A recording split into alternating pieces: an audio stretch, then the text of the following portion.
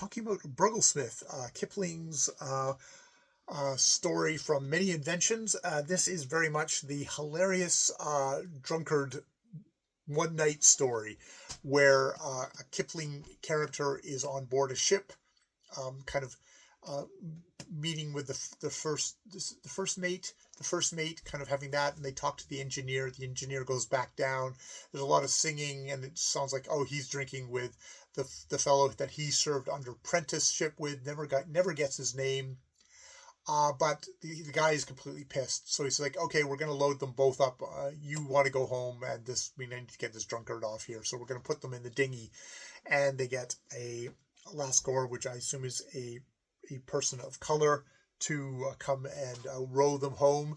But the drunkard knocks the person of color out of the way, jumps into the boat, knocks them off into the thing, and they go off on a night of drunkenness.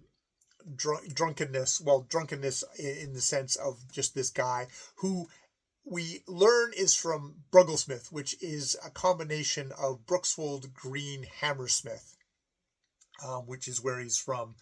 And he very almost gets arrested by a couple of constables, the narrator and this guy who claims that he's led him into all the... He's very good at blaming Kipling for everything, Kipling narrator for everything, and loudly proclaiming Kipling's name out loud multiple times, much to his own kind of chagrin.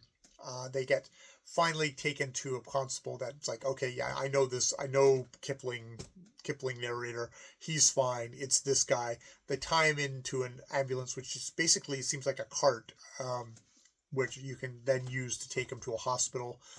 And it becomes Kipling's responsibility to get this guy back to Brgglsmth, Brook Green Hammersmith, which he does. He takes him down through the stuff, does stop at a bar to give him a little bit of booze, just to quiet him down, gets him to a house where it's to let, like his family has long gone from here, and it's like, motherfucker. So he lets him get out and ring the bell, and it's like, oh, no, you should pull it, and so he pulls it, and all these bells are like copper wire, attached by copper wire throughout the house. So he ends up unreeling out from the house, probably with a lot of property damage inside the house, copper wire, and getting tangled up with it and getting tied to it, and then get tied back onto the ambulance, at which point the Kipling narrator summons some more police to take him away. And it's just like, finally get rid of him. But it's kind of vengeance at this point. It's like, you've made my life hell, I'm going to make your life hell, which is like, he's a drunkard. You're just being cruel to somebody. There's kind of the meanness of Kipling. Kipling, who also makes a point of like, don't make friends with prime ministers, princes and ministers and stuff like that. They're not going to help you. Make friends with the police. They will help you. They'll help you in tight patches. If they're your buddies, then you can kind of get away with shit. You can do all that. So he's, pro-cop. Not surprising that Kipling would be. So yeah, it's a drunkard story. Back when it was hilarious to have drunkards in stories. And he's probably Irish. I'm not quite sure what his thing. The McPhee, the guy he's swinging with, I assume that's an Irish. I believe that's an Irish name, an Irish engineer.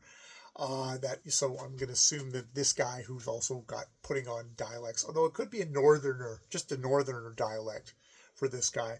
But there's all that Kipling using kind of dialects all through the thing. So yeah, that is Brgglsmth by Rudyard Kipling.